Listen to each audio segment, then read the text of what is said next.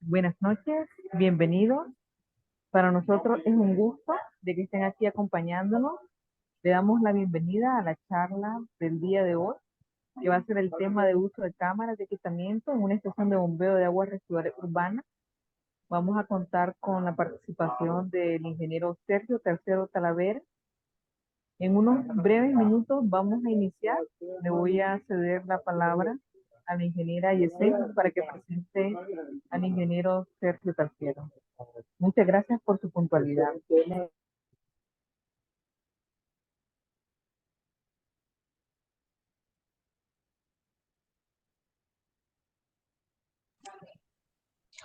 Buenas noches, ingeniero. Buenas noches a todos los participantes.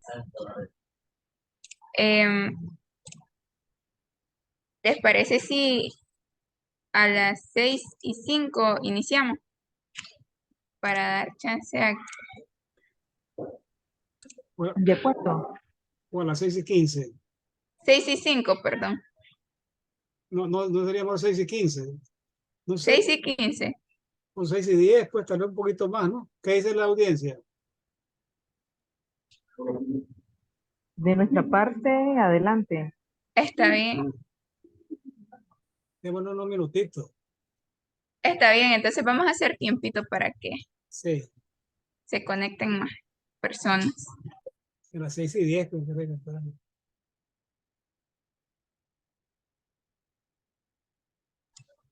Está bien, ah, está bien.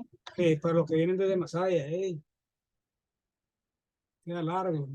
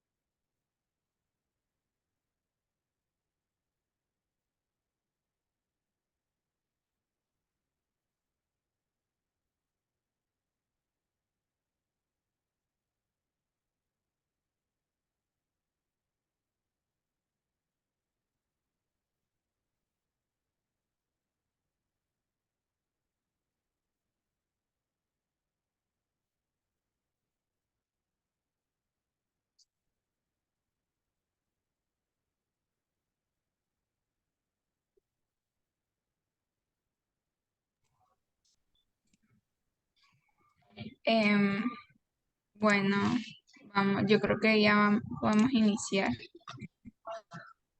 Bueno, vamos a presentar al estimado ingeniero Sergio Tercero Talavera, Oye, ya, que va a ser ya está comenzando ahorita. el que nos va a Eh, estar impartiendo ahorita está la comenzando. conferencia acerca del tema, Mira, eso. Pues, de el uso de cámaras de aquietamiento en una estación de bombeo de aguas residuales urbanas.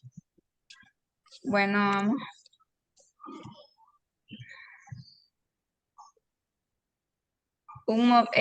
¿Pueden ver mi pantalla? Sí. Sí, perfectamente. Sí, se ve. Ok, entonces, no sé, vamos a hablar un poco acerca de la preparación académica. El ingeniero Tercero es ingeniero civil graduado de la Universidad Autónoma de Nicaragua en el año de 1970. En el año de 1974 obtuvo un grado de maestría en ingeniería sanitaria en de la Escuela Regional de Ingeniería Sanitaria ERIS en la Universidad de San Carlos de Borromeo, Guatemala.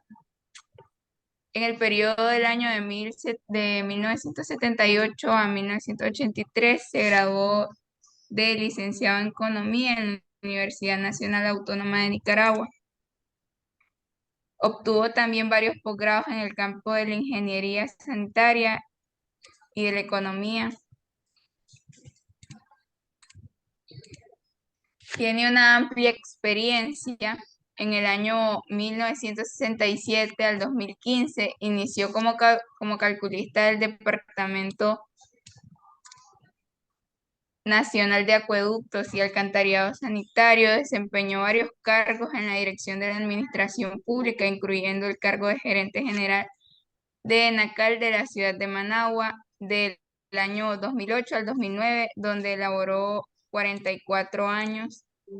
En la parte de docencia se desarrolló como profesor de Ingeniería Sanitaria en la Universidad Nacional de Nicaragua.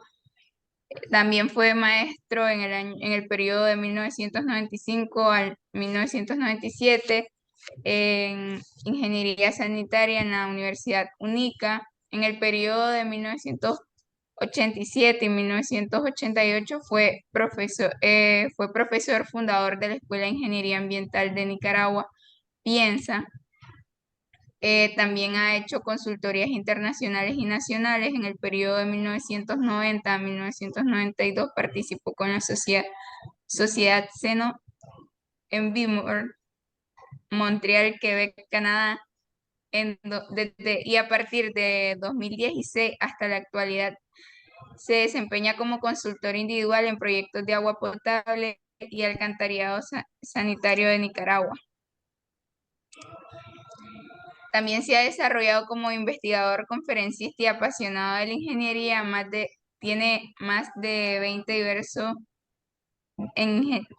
más de 20 documentos diversos en ingeniería sanitaria. Su obra más significativa es el libro de Lagunas de Estabilización, la investigación continua, publicado en el año 2018, y su segunda edición en el año 2021. También es miembro de INISA y se desempeña como director de la región número 2, presidente y tesorero. En la parte internacional, ya les mencionaba anteriormente, en la parte internacional es parte de la Asociación Técnica del Agua de la Asociación Técnica del Agua, que Canadá, también American Water Works Association y Water Pollution Control Federation.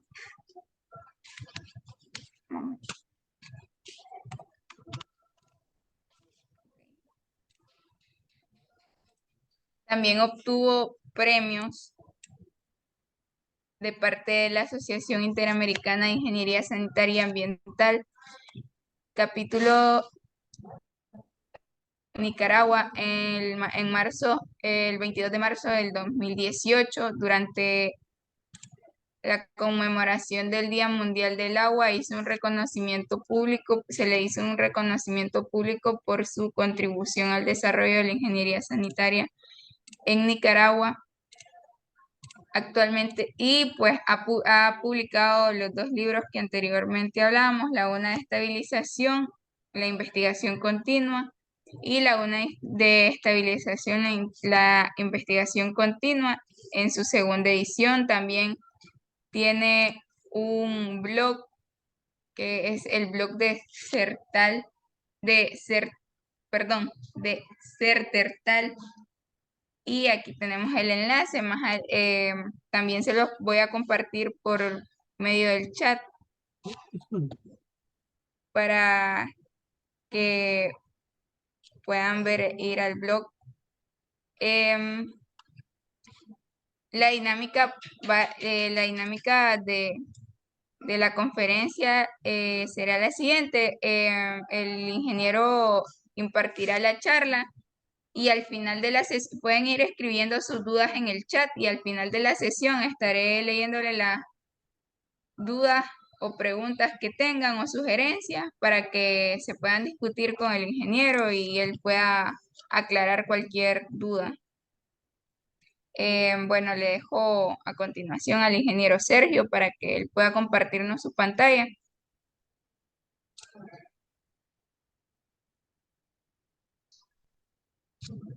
¿Está ahí la visión de la pantalla? Sí, sí, lo podemos ver perfectamente. Muy bien. Bueno, buenas tardes a todos. Muchas gracias por su presencia. Yo sé que con tantas demandas de tiempo que tiene actualmente todo el mundo, ¿verdad? Es difícil pues, disponer de un tiempito ahí para acercarnos un poco entre nosotros. Esta es una oportunidad para refrescar un poco, ¿verdad? Los temas hidráulicos y de diseño, que todos en eso estamos nosotros imbuidos. En esta carátula, que ya se me olvidó lo que me dijeron las muchachas para poner un llamadito aquí, el lapicito. Ojalá que lo logren ver, ¿verdad? Ven un puntito rojo que anda ahí como mosca. Y ¿Se ve? es el curso, no se ve. Cambie la página. ¿Qué será esto? Ahí. Ahí podemos ver el puntero de la... Pero en el anterior no. No, era el Bueno, ahí vamos, cursor láser. yo voy a ir explicando ahí, ¿verdad? De todas maneras. Okay. Este proceso tiene su historia y la vamos a ir viendo poquito a poco. Son las cámaras de aquietamiento, pero casualmente cuando estábamos arrancando el otro día con Claudia, nos preguntaban qué es esto de las cámaras de aquietamiento. Pues esto tiene una historia que lo vamos a ir viendo poquito a poco. ¿De dónde está la importancia de esto de las EVAR? En este recorte que hice yo de una entrevista que le hicieron al ingeniero Erwin Barreda, ahí vemos los proyectos que están en la cartera para el año 2023. Están en ejecución. Tenemos alrededor de 20 proyectos aquí en diferentes etapas de ejecución. Pero todos ellos tienen una característica común. Estamos hablando de proyectos de saneamiento urbano, ¿verdad? Tiene una característica común. Todos tienen estaciones de bombeo de aguas residuales.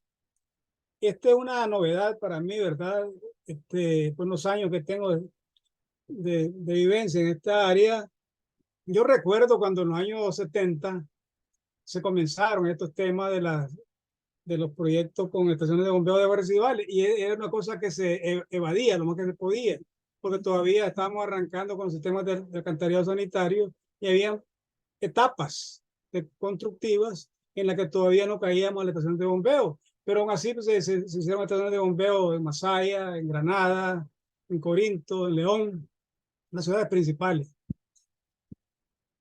Pero era escaso aquello, pues, porque nosotros siempre íbamos por gravedad, buscando la gravedad, porque todavía nos permitía, como decía yo, hace poco era una etapa que estábamos comenzando, pues, los alcantarillados sanitarios. Entonces nos íbamos por lo más fácil, diríamos. Ya estaciones de bombeo ya se venía complicando la cosa, pero ahora resulta que todos estos proyectos de saneamiento tienen estaciones de bombeo. ¿Por qué razón? Porque se trata de cubrir la mayor población posible y entonces esas poblaciones que están en los extremos requieren una estación de bombeo. Ante esa circunstancia, yo elaboré un artículo que hoy lo estamos iniciando aquí presentando. Este artículo yo lo voy a colgar allá en ese blog que tengo, en WordPress. Ahí tengo otro artículo y lo voy a publicar ahí. Ese artículo tiene bastantes elementos, ¿verdad? Es un artículo que tiene 56 páginas y hay bastante que leer ahí porque es fruto de la investigación que yo me propuse. Esto es parte del contenido y vamos a ir entresacando los elementos primordiales de esta presentación. Este es un perfil, un corte, digamos, longitudinal de una estación de bombeo actual en la que se tiene un pozo de grueso que ya es típico de esta altura. Tenemos el influente, nivel influente, el pozo de gruesos, el cárcamo de bombeo y el efluente. No sé si estarán viendo el puntito rojo, pero yo trato de indicarle, ¿verdad? Entonces, esta agua cae directamente en el cárcamo de bombeo. Pero, ¿qué es lo que pasa?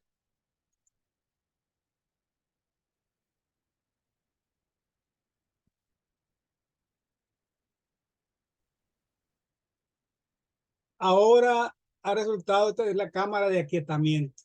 Cámara de aquietamiento o cámara tranquilizadora en la que el influente a la estación de bombeo pasa por una caja, una especie de caja, una cámara en la que disipa la energía y ahí pasa a la estación, a la bomba.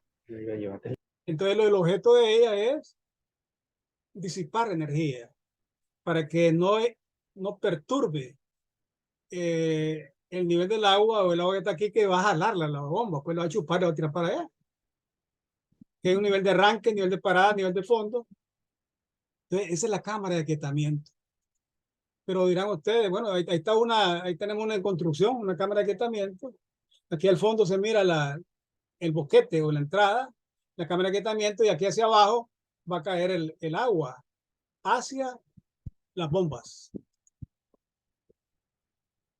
¿De dónde nace esta inquietud?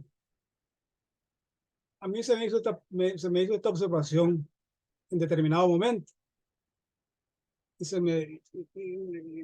Hay un cuestionamiento de por medio ahí, me dice, ¿cómo es eso que están construyendo ese bar con cajas de aquietamiento, con esas cámaras ahí? ¿Qué pasa con eso? Porque estamos construyendo una serie de sistemas de alcantarillado sanitario y ninguna lleva eso. Hay que averiguar bien qué es lo que está pasando ahí. Para mí, le digo, fue una sorpresa porque yo no estoy particularmente asociado con todos los proyectos, ¿verdad? Entonces, para mí fue una sorpresa esa pregunta, ese cuestionamiento, porque ¿qué será lo que está pasando aquí, pues? Y entonces yo miré la cámara y creía yo que el agua incluso pasaba por encima. No, me dicen. Entonces un ingeniero que estaba por ahí en un proyecto me dice, no, ingeniero, sale por abajo. No, hombre, oye, pero no veo nada de ahí. Entonces se aclaró, pues. Entonces digo yo, está fregado esto. Hay que averiguar qué es lo que está pasando. ¿Qué será lo que hay aquí? Y entonces voy a averiguarlo, digo, voy a averiguarlo. Voy a averiguar cómo cierro esta parte de abajo, no sé cómo cerrarla. Pero bueno, ahí se me está comiendo la parte de las palabras. Bueno, Entonces las preguntas que te están en torno a esto. ¿Por qué se utilizan dos tipos de diseño con cámara y sin cámara de aquietamiento? ¿Existe alguna normativa nacional o internacional para el diseño de las cámaras de aquietamiento? ¿Qué son las cámaras de aquietamiento?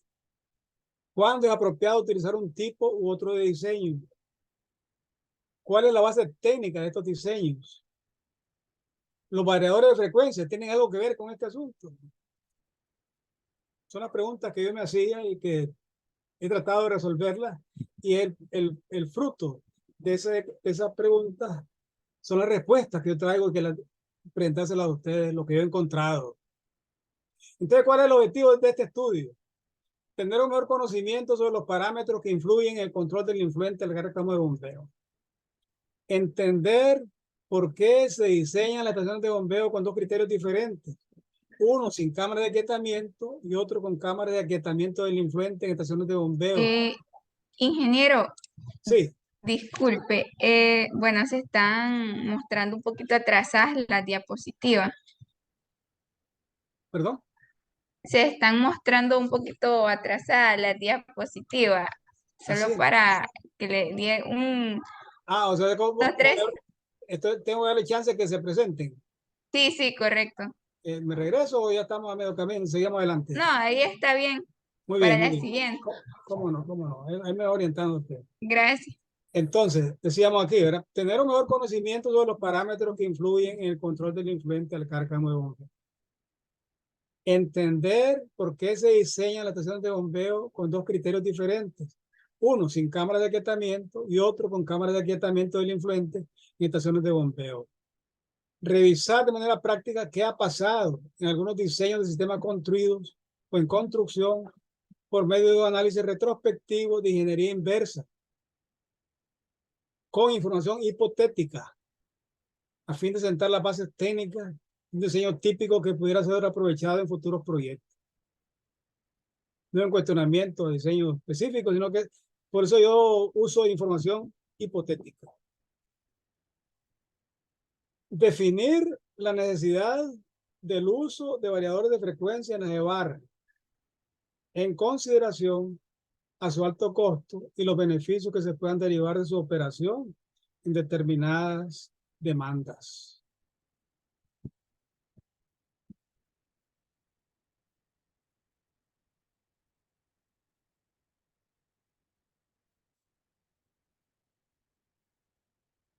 No sé cómo subir aquí esto, pero muy complicado con la parte de abajo. Dice aquí, revisar el tema del dimensionamiento de los cárcamos de bombeo en función del ciclo de operación de los equipos de bombeo. No hay manera de ocultar esto, Yesenia. Estas barritas de abajo, no hay manera de ocultarlas.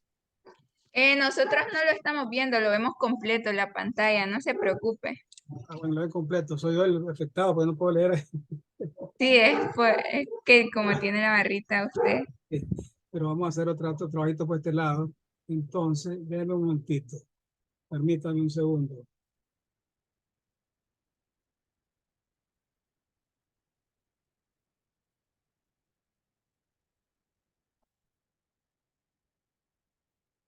No, ya me enredé. Espérenme. No, ya me enredé aquí, Yesenia. Quise travesear. Eh, No soy ducho en la que- travesía. no se preocupe. Vamos a regresar. Ahí estamos, otra vez, pues. Revisar el tema del dimensionamiento de los cárcamos de bombeo en función del ciclo de operación de los equipos de bombeo. Entonces, ¿cuál es el marco conceptual de esto? Esa era una parte de las inquietudes que tenía yo. Vamos a revisar la normativa nacional, qué es lo que dice. Entonces, me puse a revisar las normas técnicas que las desarrollamos allá en Denacal en 1975, en la que yo participé. Y ahí no hice nada de esto.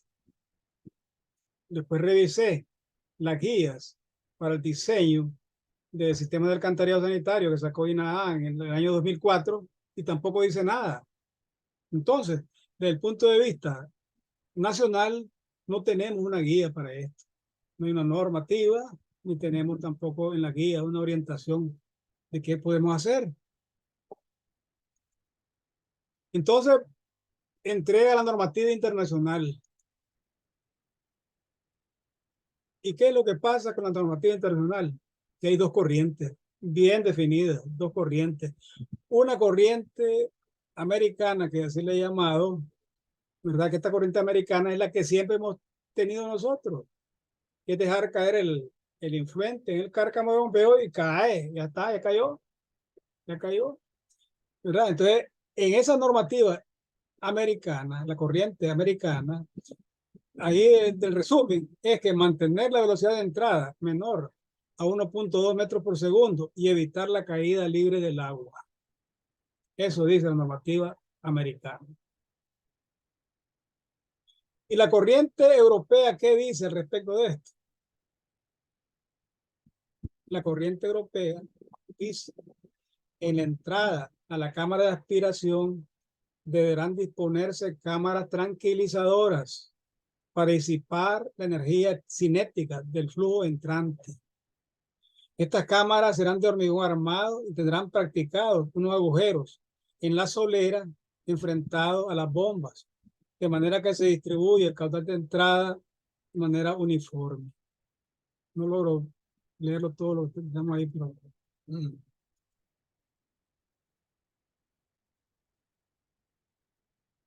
¿Qué es lo que se trata de evitar? Es esto, los vórtices. El vórtice es una cosa que se genera por dos acciones, diría yo. Una, el chorro de agua que cae en la superficie del agua y incide directamente, ¿no? Como cuando un nadador se mete en la piscina y se tira de cabeza. Entonces descontrola un poco el ambiente acuático. Y la otra es por la succión que hace la bomba.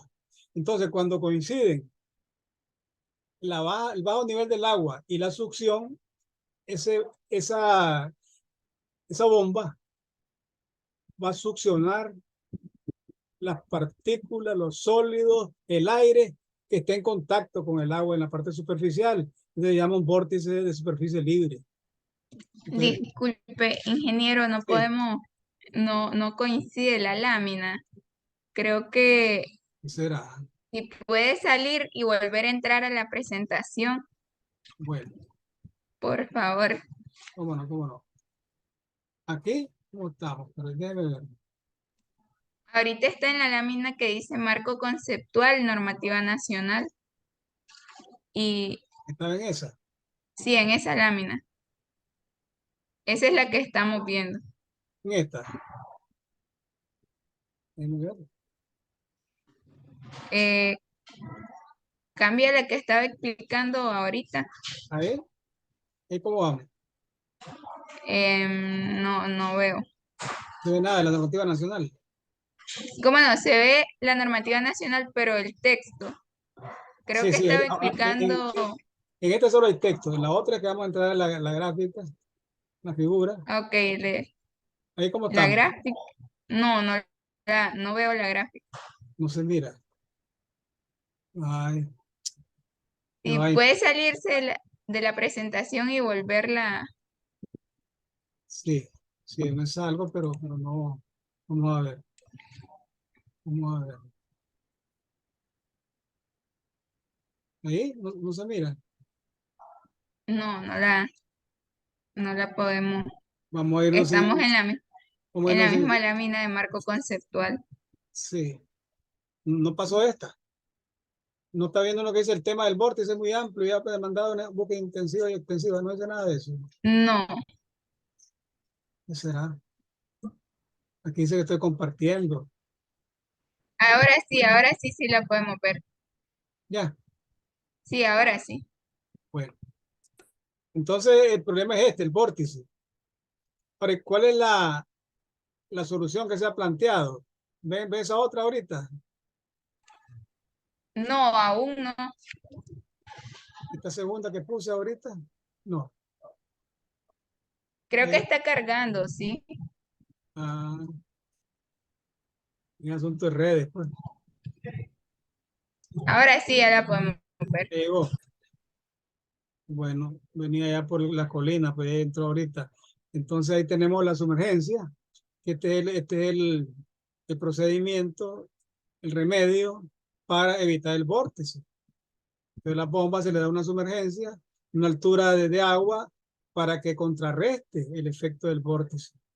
¿Ve? El vórtice que está por acá, pero la sumergencia lo puede evitar. Pero no siempre se logra eso porque puede haber alteraciones del mismo caudal. Entonces, este otro párrafo dice aquí, ya tenemos el párrafo ahí, ese niño. Aún no. Siguiente párrafo no ha llegado. Aún no debe estar cargando todavía.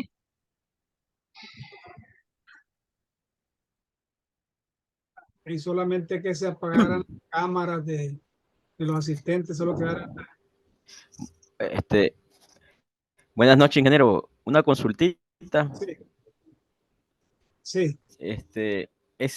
Por lo general, esas sumergencias, normalmente uno la toma del catálogo del fabricante del equipo y siempre se le deja algo más, pues. Correcto. Pero, por lo general uno siempre eso lo toma y considera que con eso ya no va a tener ese problema. Sí, hay Pero hay varias fórmulas, ¿verdad? La Franklin tiene una manera, otras bombas ideal dicen otra cosa.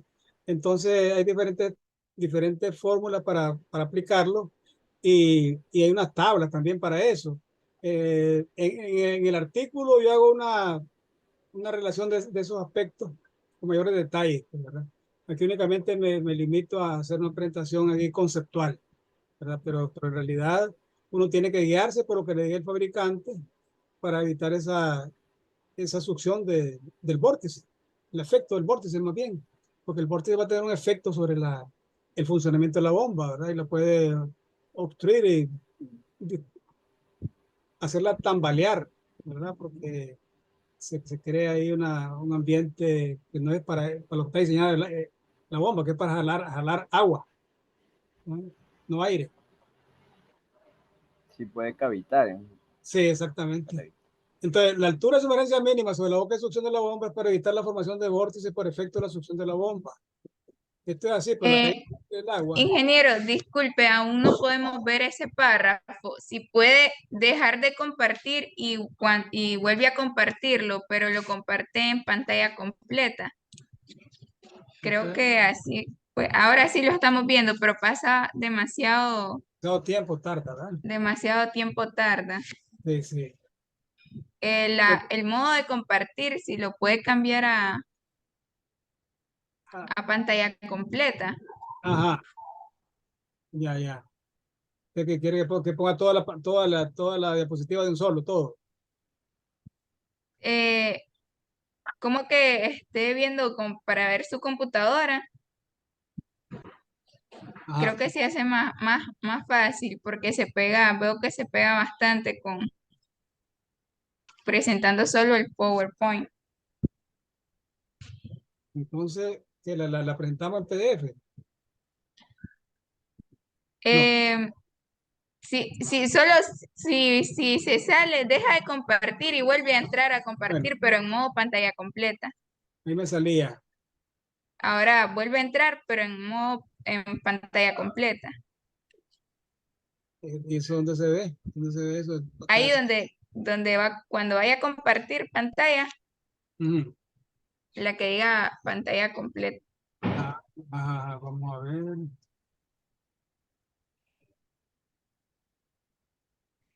Dice, serán advanced sharing options. Porque dice un participante puede uno vez a la vez. En pantalla completa, pero no lo veo yo aquí eso.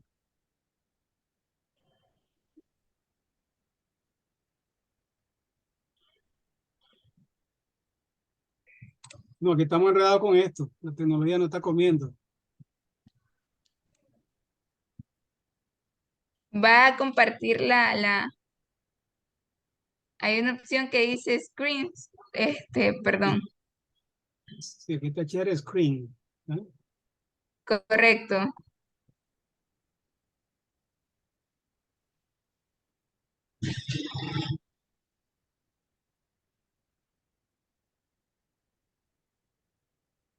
No, no lo encuentro porque estoy ahí. Pruebe ahí, pues. Ok. Esta la estamos viendo completa, esta hoja. Sí, esa la estamos viendo completa. Bueno,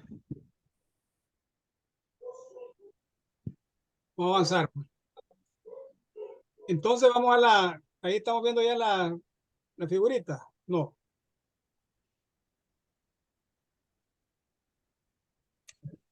No se Aún mira. no. qué fregada. Qué fregada, vamos a tener que irnos. ¿Me puede enviar la presentación para ver si yo la puedo compartir? Bueno, Ahora sí la estamos viendo. sí, pero para este paso nos dan las 10 de la noche. Sí, Sí. envíeme la presentación para yo compartirla desde la computadora. Bueno, se la mando, pero yo no tengo su correo, así creo yo. Entonces la mando yo a Ya le voy a usted. escribir. ¿Mm?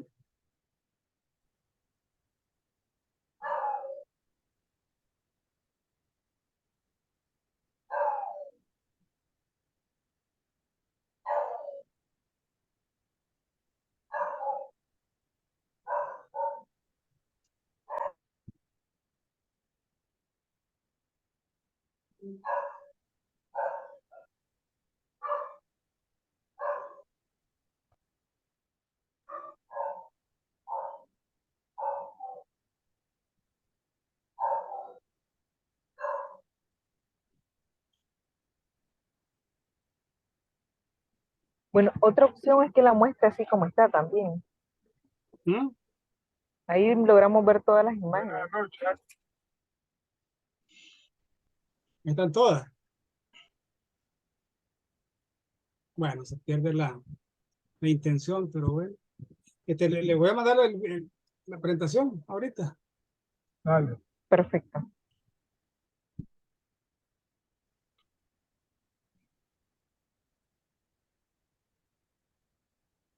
Ya me puse en mudo y me tapé mi cara. Sí, o sea, por ahí salió una opción y apagué, y aquí está mute. Para que no se oiga tanta bulla, porque toda la bulla de la calle necesito. Y tu movimiento. Ahorita qué pasó, Es que hay problemas para la presentación, pues, que va muy lento, entonces vamos a pasar mucho tiempo. ¿Alguien tiene, si pueden silenciar todos los micrófonos, por favor? ¿Será que no estoy silenciado? decirle tú.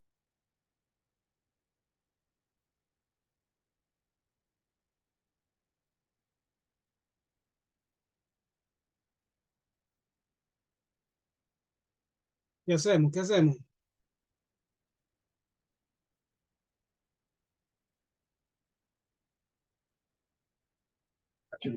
Ya vamos a presentar un minutito. Bueno, Si quiere, deje de compartir su pantalla. quito la compartir pantalla.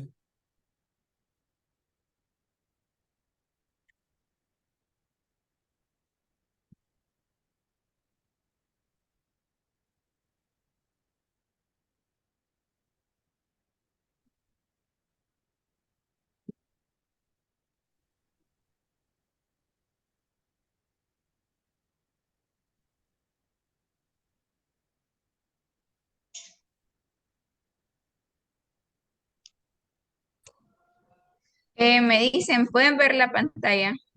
Yo por mí no tengo problema. Porque luego, como te vas a ir al hotel, tiene que estar con nosotros. No, dice, mira, se mira bien. ¿Se ve bien? Papá, tranquilo. Sí. Vale. Sí, hombre. Es- Me dice, creo que estamos por...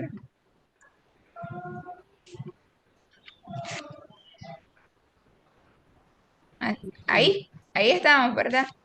Ahí estamos, sí. Ok. Pues, Hacia la me otra. dice la siguiente, entonces. Sí, digamos así. Entonces entonces estamos en eso de la velocidad del influente. Ese es el primer tema, que hemos dicho que 1.2 metros por segundo es lo que recomiendan la corriente americana, sin pantalla tranquilizadora. Entonces pueden darse dos casos aquí. Lo que estaba viendo yo es que puede haberse un caso del orificio, ¿verdad? Cuando tenemos una carga, una altura del agua mayor al diámetro del boquete, al diámetro del boquete que interconecta el pozo de egresos con la cámara de succión. Ese podría ser un caso. Otro caso es que todo el tubo esté lleno completamente y entonces en eso hay varias fórmulas para ese tema. Otro caso es que el tubo esté parcialmente lleno. Otro caso, el tubo esté inclinado. Yo recuerdo esto inclinado cuando hicimos una medición hace bastantes años aquí en la Pensacola. Entonces teníamos una escuadra y con eso hacíamos unas mediciones para saber qué caudal salía de la Pensacola. Pasemos adelante, por favor. Entonces tenemos un método de las coordenadas de Charles Schlichter. Yo hice una revisión ahí de una revista que se llama Engineering News Record. Revisé desde el año 1900 hasta el año 1950 y pico. Era revista semanal, imagínense la cantidad de páginas que tuve que estar leyendo y revisando, hasta que encontré algo ahí en 1904, de que un artículo de este señor en que dice que hay una manera de hacer estas cosas a través de la medición de las coordenadas, ¿verdad? De la abscisa y la ordenada. De esa manera se puede establecer más o menos una relación de los caudales. Más adelante, por favor. Hay otro método que se llama método de la tubería de California. En este método de la tubería de California se desarrolló este ya fue en 1922, se desarrolló una fórmula y este método también es muy conocido. Estos métodos que estoy hablando ahorita fueron aplicados para determinar la producción de los pozos de agua subterránea. Entonces ellos se la ingeniaron para establecer un mecanismo de que les permitiera considerar cuál era el caudal aproximado tenían estos pozos, ¿verdad? Pero no se trata de hacer precisiones con Venturi o con sonar o con medidores ultrasónicos, electromagnéticos, no nada de eso, sino que de forma aproximada de campo. Entonces desarrollaron esto que le llamaron la tubería de California. Ahí se establece una fórmula, se establece también el valor de K en función del diámetro, y el valor A está en pulgadas y el caudal es el pies por segundo. Tiene un error, dice, de aproximadamente 5%. Más adelante le dieron otra peinadita y le agregaron y lo mejoraron un poco más. Adelante, esta es la fórmula número 2. Hay una fórmula número 3 que esta es la Universidad de Purdue. En este método se hicieron unas investigaciones y sacaron un folleto que es ese que está pintado aquí en la diapositiva. Ese documento no está libremente en internet y tuve que comprarlo, pues. 31 páginas.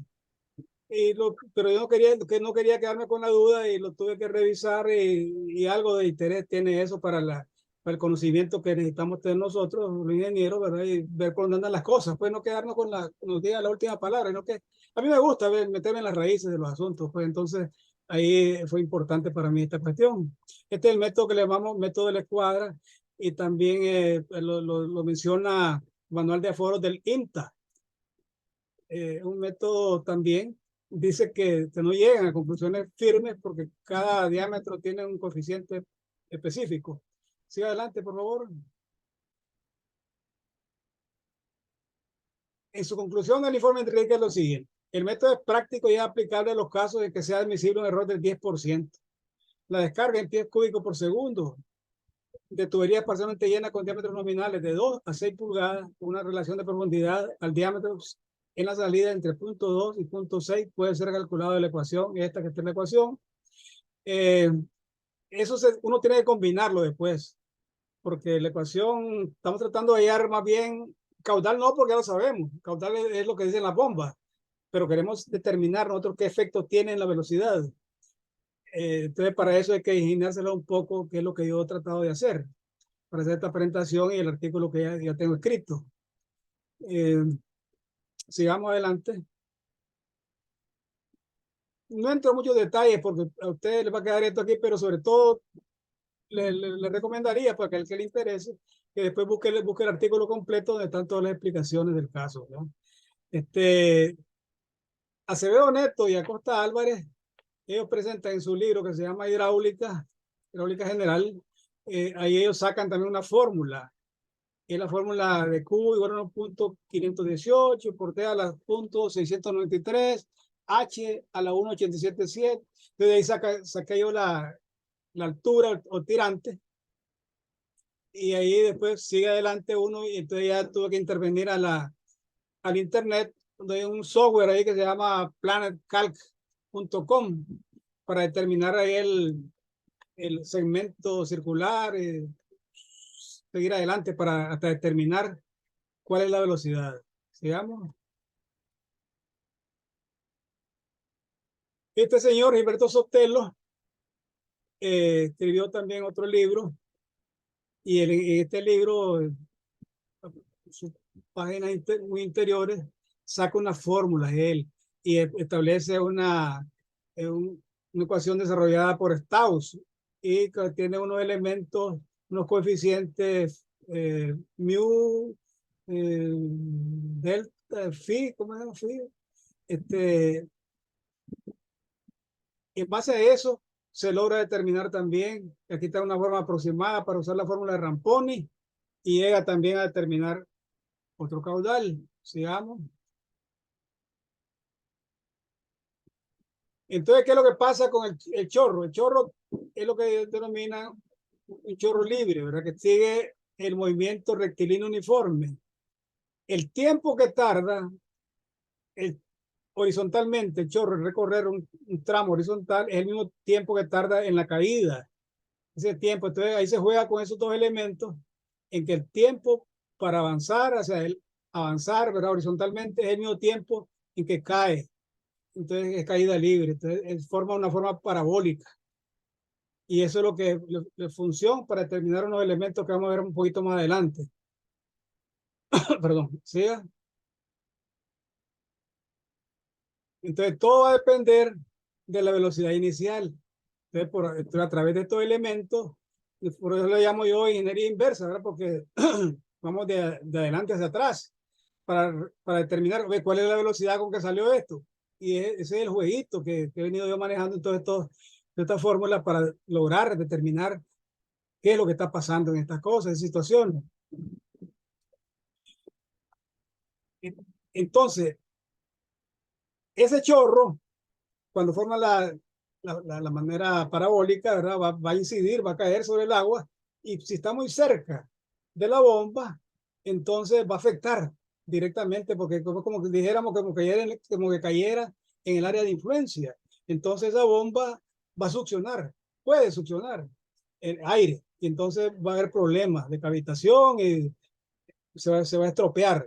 Entonces, como no tenemos un criterio definido, yo lo que hice fue para tener un parámetro de referencia para poder explicar esta cosa. Entonces yo lo que hice fue definir que esa distancia horizontal hacia atrás, buscando la entrada, fuera de igual a la sumergencia. Yo la fijé en 60 centímetros. Sumergencia mínima sobre la boca de succión de la bomba. Dele. Vamos. Este otro tema que es el variador de frecuencia. El variador de frecuencia se usa en estaciones de bombeo con el objeto de buscar cómo que se ajuste el bombeo a la entrada. O sea que si está variando la entrada, que sabemos cómo varía pues en aguas residuales, entonces que la bomba también trate de ajustarse a eso. Trate de ajustarse a eso ¿para qué? Para que no tenga tanta encendido y parado en corto tiempo. Que también eso tiene causa, puede provocar daños al equipo porque se va a sobrecalentar, por ejemplo, o puede tener incidencia en la factura eléctrica. Entonces, esos elementos, por eso se usa el variador de frecuencia. Siempre es aconsejable que en las estaciones de aguas residuales se use el variador de frecuencia bajo un análisis que lo puede hacer un ingeniero electromecánico, ¿verdad? Importante de eso. Eso dentro del variador de frecuencia es un solid state, ¿verdad? Para controlar la velocidad de la bomba. Hay una relación entre la frecuencia con la velocidad de la bomba. Eso es lo que se logra establecer. Eso uno puede determinar en qué rango va a moverse la bomba. Por ejemplo, si la bomba es de 60 ciclos, uno determina ahí, la bajo 59 a 58, a 56, 54. Usted puede determinar por dónde va a andar dónde va a ir la potencia consumida y por ende va a determinar la eficiencia del sistema. Se puede aprovechar eso. Además de que eso nos permite a nosotros que la variación de niveles entre el arranque y el apagado de la bomba sea mínimo. En teoría, nosotros no deberíamos tener ningún almacenamiento cuando estamos usando variador de frecuencia, porque la variación de frecuencia, como les decía, se está tratando de ajustarse. Le entran 10, saca 10, le entra 20, saca 20, le saca 15, saca 15. Se está ajustando, pero eso no se logra de forma tan exacta. Entonces, los entendidos de la materia dicen que las bombas se pueden acomodar a una variación de altura de 60 centímetros. Entonces, si uno tiene variador de frecuencia en la instalación, uno puede determinar que la altura de encendido y apagado sean 60 centímetros. Ya con eso se garantiza que va a funcionar bien su sistema. Adelante. Entonces, ¿qué es lo que tenemos aquí? Con los conceptos de puesta en marco conceptual, en primer lugar, se ha determinado que el control de la entrada está orientado a evitar la formación de vórtices superficiales que pudieran poner en riesgo el normal funcionamiento del equipo de bombeo por la entrada de aire o de sólidos flotantes, así como la generación de malos olores y gases corrosivos. Eso es otro tema también que los entendidos de Estados Unidos, los expertos que han escrito muchos libros y han investigado bastante, dicen que la turbulencia creada por el golpe del agua, al ser aguas residuales y que tienen un periodo de retención acumulado, pueden provocar entonces también que se despidan malos olores y gases corrosivos. Entonces, en resumen, vemos que el diseño hidráulico del influente queda gobernado por dos factores básicos. Mantener la velocidad del influente no mayor a 1.2 metros por segundo. Evitar la caída libre del agua en el cárcamo de bombeo. Según Grundfos, un metro dice que es el límite que debería ser. Los americanos, los entendidos ahí, Jones y otro señor Gar, dicen que eso no debería permitirse, pues. Lo estoy diciendo así con mis palabras, ¿verdad? Resumen, de que hay que evitarlo al máximo eso. Que hay que evitar que haya golpe del chorro sobre el agua, porque puede provocar esas cosas que estamos mencionando aquí. Pero entonces, es una perspectiva de diseño, hay que tomar en cuenta eso. Sigamos adelante, por favor. Entonces, vamos a entrar un poquito más en materia. Ya hemos visto la parte conceptual, la parte teórica, y vamos a la cosa práctica. Esa es la idea de presentarlo como un caso, ¿verdad? En que vamos a ver varias situaciones y ver qué es lo que se puede hacer o qué es lo que se ha hecho y qué es lo que podría corregirse. Entonces tenemos 7 casos aquí. Contienen diferentes configuraciones.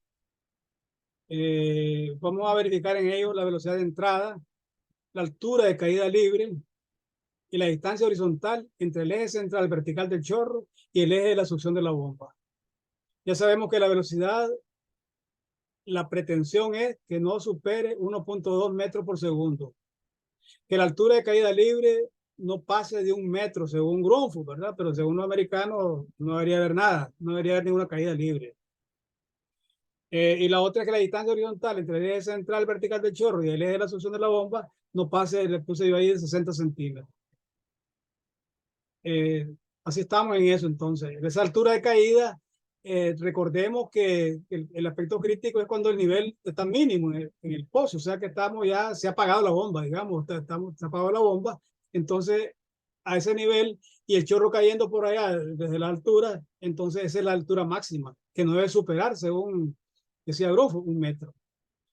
Entonces estos son los casos que tenemos. Tenemos 7 casos, ¿verdad? Con diferentes caudales. Diferentes caudales tenemos de 94, 127, 24, 104, ¿no? Y este 88, 46 multiplicado por 3 son 300 y pico.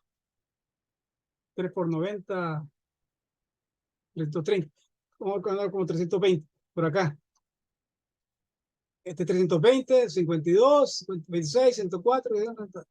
Entonces tenemos diferentes. En este caso, solo una bomba opera y aquí operan 3, aquí 3 también. Hay elevaciones también en esto, hay distancia menor al muro, lo que le llamo yo es la distancia que está separada de la bomba al muro donde va a salir la tubería de impulsión, impelencia. ¿Tiene variador de frecuencia? Hay unos que tienen variador de frecuencia y otros no tienen.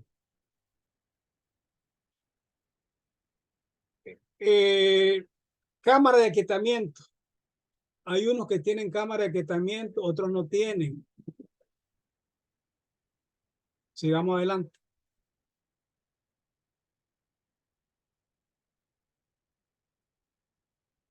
Entonces, ¿qué tenemos aquí? Ya hemos visto que los investigadores están buscando que a no crear turbulencia o crear la menor posible para evitar la formación de vórtices, que depende de 2 factores. Depende de la velocidad del agua, que debe ser menor de 1.2 metros por segundo, y también la altura de caída libre del agua, que debe ser menor de 1 metro. Por otra parte, para favorecer el buen funcionamiento del sistema, también se procura alejar de la succión de la bomba el impacto del chorro sobre la superficie del agua, que lo hemos fijado en 60 centímetros. Entonces vemos en esta gráfica que construí que prácticamente por cada metro por segundo que incrementa la velocidad de entrada, se incrementa en 40 centímetros el acercamiento, digamos, hacia la bomba. Es un tema a tener, una curiosidad más que todo. Sigamos. Estos son los resultados. En estos resultados viene la problemática de la velocidad de entrada. Aquí, en la velocidad de entrada, tenemos estos datos. 1.46, 1.61, 1.12, 1.51, 1.11, 1.71. Si nos vamos a referir al 1.2, que es el máximo, entonces solo tendríamos en el 3 y en el 5 estaríamos cumpliendo. En los demás no se está cumpliendo. Solo en 2 se está cumpliendo la velocidad de entrada. Ahora, esta velocidad de entrada, lo vamos a ver un poquito más en una tablita que tengo ahí, un cuadro, que vamos a ver de que esta velocidad de entrada es el promedio, aquí lo decimos abajo, es el promedio del cálculo por 4 métodos diferentes.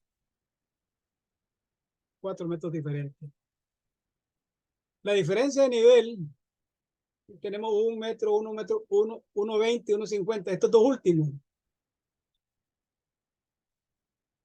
Diferencia de nivel. Y la altura de caída del agua, ¿verdad? Cuando ya tomen en cuenta esta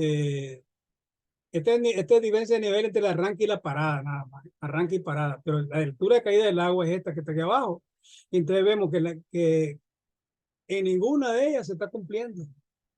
En ninguna se cumple. Si nos vamos a referir ahora a la distancia horizontal del chorro, a la succión, en todas ellas se está cumpliendo. Porque la distancia es arriba de 2 metros, cuando decíamos que le habíamos puesto un límite de 0.60. ¿Cuáles tienen variador de frecuencia? Variador de frecuencia tienen 1, 2, 3, 4. ¿Cuáles tienen cámara de aquietamiento? Hay 2, 3, 4. Pero aquí tiene cámara de aquietamiento y no tiene variador de frecuencia. Aquí tiene cámara de aquietamiento y tiene variador de frecuencia. Aquí no tiene ninguno de los dos. Aquí tiene variador de frecuencia y no tiene cámara de aquietamiento. Aquí tiene los dos. Aquí no tiene ninguno. Aquí tiene los dos. Sigamos. Siga, Yesenia. Un momento, ya lo... Entonces, según los resultados que hemos obtenido, ya vimos que ninguno cumple el criterio de altura máxima de caída del agua. Solo 2 de las 7 bar cumplen el criterio de velocidad máxima de entrada del cárcamo de bombeo. Todas cumplen el criterio de separación mínima entre el chorro y la succión de la bomba. El cálculo de la velocidad de entrada es el punto débil de este asunto, tal como se muestra en esto que estamos viendo aquí. Tenemos de referencia Acevedo Neto, Sotelo, Purdue, ISH, que es de la India. Con estos 4 elementos que vemos aquí, de que solo con Acevedo Neto y Sotelo se cumple la velocidad de entrada. Se cumple en todos, en Acevedo Neto. Y en Sotelo se cumplen casi todos, menos en el último. Y pero ya si vemos a lo que son el estudio de la Universidad de Purdue, aquí no se cumple en ninguno de ellos. En el ISH no se cumple en ninguno de ellos. Entonces estos promedios, los promedios están afectados por estos valores. Entonces en el promedio, el caso 3 estaría cumpliendo, el caso 5 no cumple también y los demás no cumplen. Ahora, si solo vemos el método de California, ninguno cumple. Entonces tendríamos que California, Purdue, Universidad y ISH, en ninguno de ellos se cumple. Y si ya agregamos al cálculo del promedio en la tubería de California, ¿qué pasa? Que entonces ninguno cumpliría. Ajustadamente diría yo que cumple el 3 y el 5. Siempre el 3 y el 5 serían los únicos. Ahora, sigamos adelante. Entonces, ¿qué tenemos aquí? Va a ser un problema porque no hay otra manera de presentarlo. La velocidad de entrada de los casos 1 y 2 y 7 no tiene ninguna incidencia. Pues tenemos que jugar aquí con los variadores de frecuencia y tenemos que trabajar también con los que tienen cámara de aquietamiento. Entonces, la velocidad de entrada de los casos 1, 2 y 7 no tiene ninguna incidencia por cuanto tienen cámaras de aquietamiento. Porque las cámaras de aquietamiento lo que hace es que el agua pega en la pared, golpea ahí y va hacia abajo. Allá uno le pone los agujeros y en esos agujeros diseña con una velocidad de 0.7, 0.5. Entonces ya se mató el problema que tenía. Por eso es que en esos casos no hay ningún problema. En los casos 4 y 6 habría que agregarle la cámara de aquietamiento para obtener velocidad entre 0.5 y 0.7. Ahora vamos al tema de la altura de caída del agua. 4 de las estaciones de bombeo analizadas son los casos 1, 4, 5 y 6. Tienen variador de frecuencia para regular la velocidad de operación de los motores eléctricos y modular la operación de la bomba de acuerdo a la variación del caudal influente. Esto aquí es importante. Teóricamente, si tiene variador de frecuencia, no se requiere ningún volumen de agua para compensar las variaciones del caudal, porque la velocidad del equipo de bombeo se ajusta automáticamente al caudal influente. Sin embargo, los expertos recomiendan dejar una altura de 0.60 metros entre el encendido y el apagado para facilitar el cambio de velocidad del motor.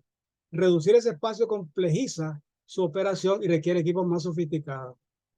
Si en los diseños se toma en cuenta esta provisión sin sobrepasar la altura total de 1 metro, la de bar 1, 4, 5 y 7 cumpliría el requerimiento de altura máxima de caída del agua. Se exceptúan los casos 2, 3 y 6 que no tienen variador de frecuencia y la caída libre del agua sería de 1.5, 1.5 y 1.7 respectivamente. Este tema es ese, pues, de que si tenemos variador de frecuencia, ya les decía anteriormente que lo recomendable es dejar la distancia entre el encendido y el apagado 60 centímetros. Ya con eso ya tenemos vencido. Si acaso estamos poniendo el nivel máximo de operación de la bomba cercana a la altura del influente, ¿verdad? Si lo ponemos muy abajo, entonces, claro, entre el chorro por el boquete y hasta que encuentre ahí abajo el nivel mínimo. Pero si lo ponemos cerquita, el nivel máximo de operación de la estación de bombeo o de la bomba, cercano al inverter de entrada, entonces fácilmente cubrimos el rango que no es permisible tener. En el caso 2 estaría resuelto porque tiene cámara de aquietamiento, lo cual evita la caída libre del agua. En los casos 3 y 6, habría que construirles cámaras de aquietamiento. Por otra parte, se debe tomar en cuenta que las EVAR 1, 4 y 5, que tienen variadores de frecuencia, están diseñadas para la operación de un solo equipo de bombeo, lo cual exige un mayor análisis de la conveniencia de contar con velocidad variable de la bomba, pues su beneficio estará asociado con la composición de la carga total dinámica, carga por fricción versus carga estática, y de la forma de la curva característica de la bomba. Esto me recuerda a mí hace bastantes años, que trajeron unos variadores de frecuencia, estaban ensayando aquí en Nacal, pues, y trajeron uno y se lo pusieron a la salida de los pozos. Eso no tiene ninguna función, tiene ahí, porque toda la carga está de sacar del nivel dinámico hasta llevarla a la superficie del agua. Entonces, ese poquito que queda para ahí es muy poco, por la palabra poco, pues, queda poco en relación con toda la carga estática. De cuando la carga estática es mucho más alta que la pérdida por fricción, no vale la pena utilizar variadores de frecuencia. Cuando se está usando un solo equipo, que es el caso de eso, los pozos, o estaciones de bombeo pequeñas, ¿no? Sigamos. De las conclusiones.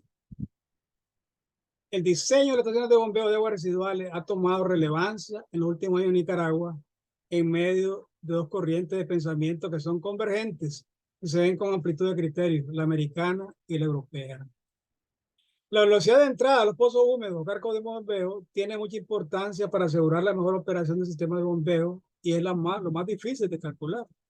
La velocidad no debe ser mayor que 1.2 metros por segundo. ¿Por qué digo que es la más difícil? Porque ya vieron ustedes ahí que tenemos un diapasón ahí grande, entre el mínimo y el máximo en cada estación de bombeo, dependiendo del método de cálculo que uno tenga. Y estos métodos son aproximados, pues. Yo me tomé la libertad de aplicarlo, ¿verdad? Pero no sé, yo no soy quien, ¿verdad? Para decir que esté todo correcto. Claro que por eso me dije yo voy a irme con el promedio, pues. En el medio está la virtud. Ahí estoy protegido. Si me voy con uno de ellos del extremo, estaría muy mal. Entonces, la formación de vórtices de superficie libre y el consecuente arrastre del aire por la succión de la bomba ha sido objeto de mucha investigación y se ha llegado a la conclusión de que se deben crear las mejores condiciones hidráulicas para evitar su formación. Los expertos recomiendan evitar en todo lo que fuere viable la caída libre del agua en el cárcamo de bombeo y que el chorro caiga lo más alejado posible de la succión de la bomba. La turbulencia creada por la caída libre del agua despide malos olores y gases corrosivos. La corriente europea define con claridad meridiana la necesidad de construir cámaras tranquilizadoras en la entrada del influente al cárcamo de bombeo. Siga adelante, por favor, Yesenia. Por su parte,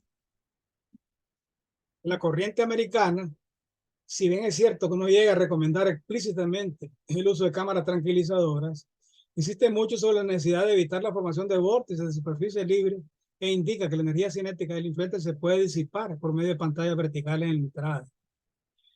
El uso de cámaras disipadoras de energía en el influente permite asegurar que el flujo llegue con la velocidad mínima deseada y sin caída libre del agua, asegurando el mejor funcionamiento de la bomba. El uso de variadores de frecuencia en EVAR con una sola bomba debe ser evaluado detenidamente para considerar la conveniencia y provecho de esta inversión que vuelve más compleja la operación y la dependencia de equipos electromecánicos. Esto es debido a que el rango de operación de la bomba puede caer a los niveles de baja eficiencia de la bomba a la izquierda del punto de mejor eficiencia y cercana al punto de apagado de la bomba, perdón, al punto de chutoff, de cero caudal, ¿verdad? Los variadores de frecuencia proveen un buen control del caudal y generalmente reducen los costos de operación en todos los sistemas comparado con la válvula de estrangulamiento. La potencia que consume la bomba es proporcional al cubo de la velocidad correspondiente a las líneas de isoeficiencia. En muchos sistemas es posible reducir la potencia sustancialmente cambiando la velocidad del motor de la bomba, con lo que se reduce el caudal. Sin embargo, si la carga estática es muy alta en relación a la carga por fricción, que es mayor que 2, su efectividad es muy cuestionada, por cuanto la mayor parte de la carga sería estática, independiente de la velocidad. Siga, por favor.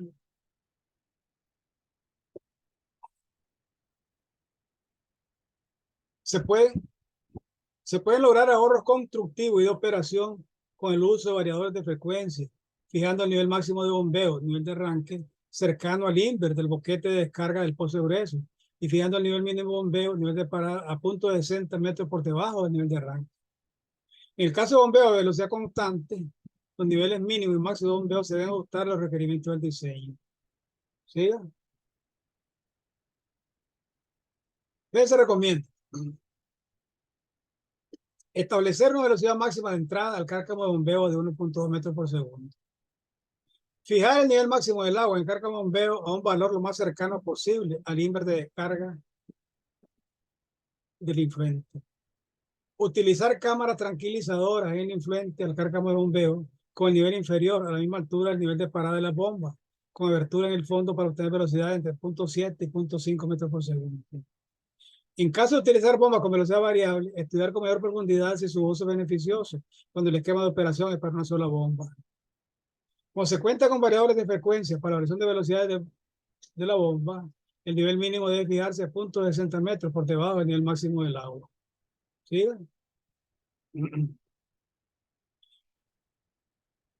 Esta es una cosa que yo la hice, ¿verdad? Dije yo voy a probar cómo es este asunto, pues quiero tener una vivencia de esta cuestión. Entonces, en un laboratorio que yo tengo, ahí que hice algunas mediciones, ¿verdad? De la altura, la distancia oriental del chorro y el caudal de la caída libre, con esta fórmula del movimiento uniforme rectilíneo. Les voy a enseñar una figura, ¿verdad? Que en realidad no puse la gabacha, pues, pero ahí estoy en el laboratorio. Dele, pues, pase adelante. En esta prueba que yo hice, estos puntos azules son los que determiné en la forma práctica y vi que se ajustan bastante a la línea teórica del movimiento rectilíneo uniforme. Entonces, cuando estoy con la medición, le digo yo en el laboratorio, sin la gabacha, pues ahí está. Adelante. Dele.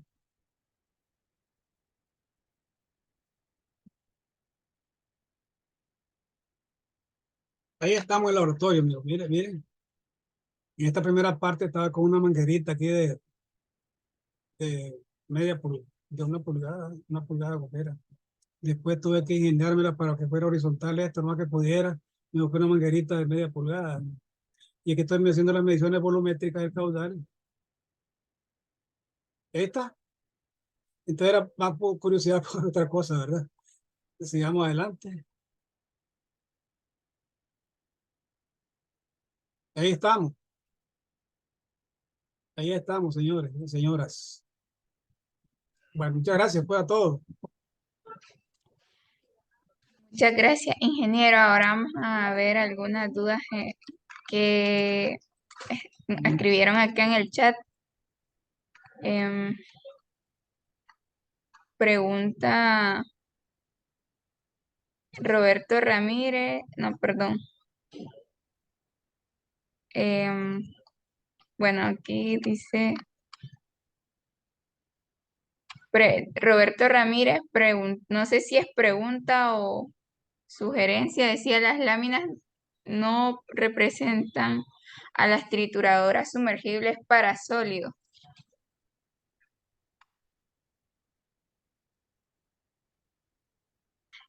Bueno, preguntaban si la presentación se va a compartir, creo que sí se va a compartir.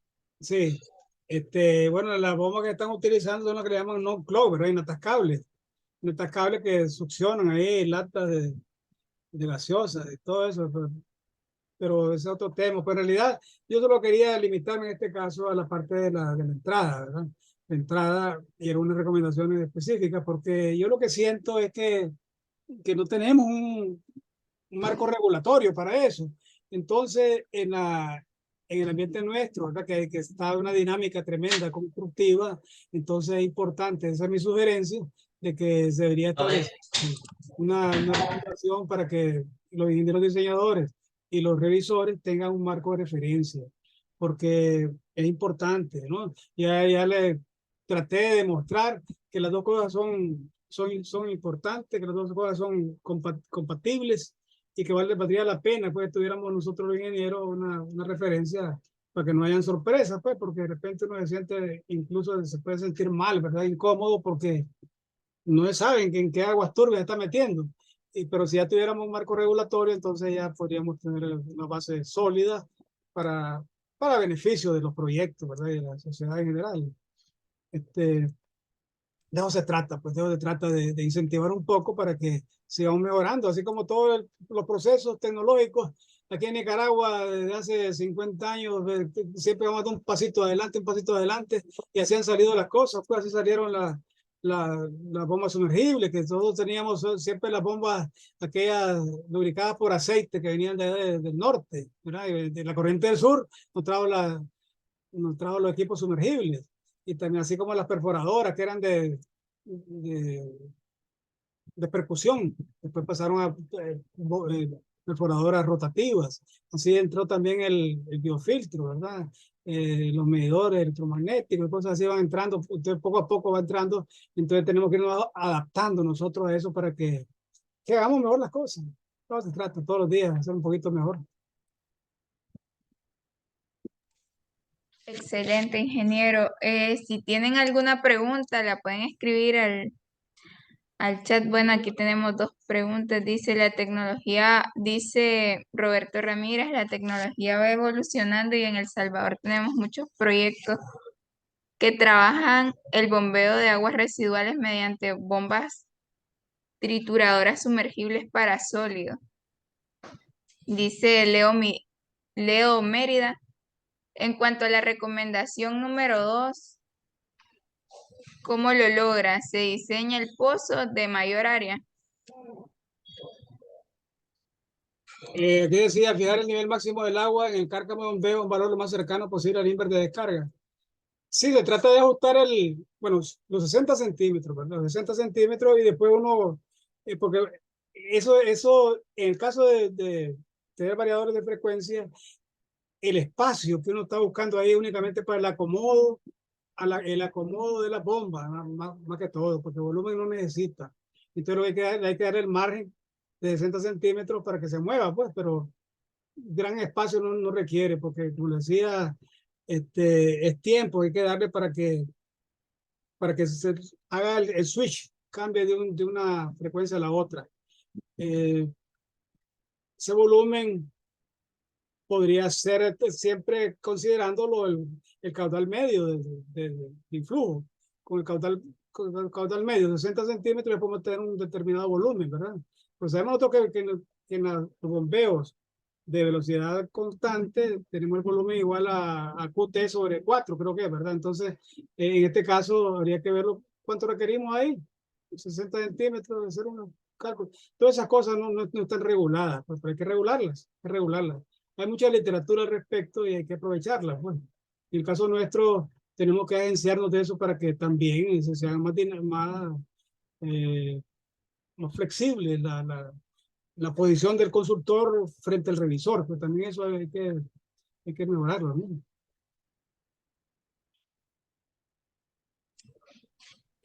Perfecto, muchas gracias, ingeniero. Creo que ya no tenemos más preguntas en el chat. Em, Bueno, muchas gracias a todos, pues. Le agradezco a todos los colegas que han estado aquí, a los conocidos, amigos míos, y a los que han estado participando con mucho interés en este tema, que creo que es de beneficio para todos nosotros adentrarnos en esta especie. Ya les digo, el artículo completo yo lo voy a poner ahí en el WordPress, ¿verdad? Lo voy a pasar la dirección para que a través de ANISA también se distribuya, pues, que tenga disponible eso. De ponerlo ahí en el WordPress para que ustedes entren ahí y le echen una mirada a las otras cosas que están ahí en el blog, ¿verdad? Esa es la idea. Que den una paseadita por ahí. Muchas gracias, mucho gusto. Buenas noches a todos. Feliz Navidad. Así es, buenas noches. Saludos a todos. Muchísimas gracias por ser parte de esta charla. Y pues, buenas noches. Feliz Navidad. Creo que es la última charla. Sí. Bueno, Buenas noches.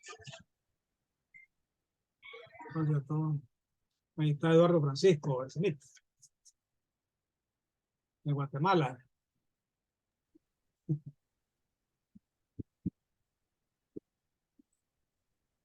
Bueno.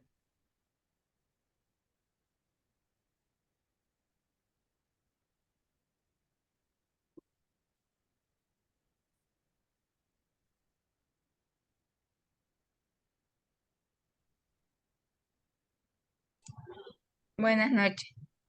Buenas noches, pues.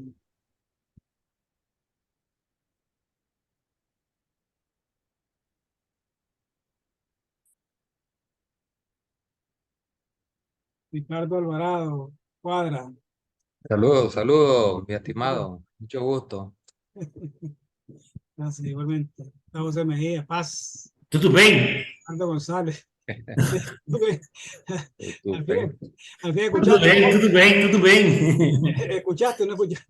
Al final me pegué con la ya, le di, con esta chucha, salí en inglés la osada, entonces, por último, lo apagué, la encendí, ¿verdad? Hasta que después toqué una como adivinando como cámara de aquietamiento. La próxima vamos a hacer en idioma tutubén para que está en tu charco. Ok, saludos, feliz Navidad a todos. Bueno, pues, Ok, dale, pues, muchas gracias a todos. Nos vemos en la próxima. Y lo preparando, Ricardo. Y lo preparando la próxima, Ricardo.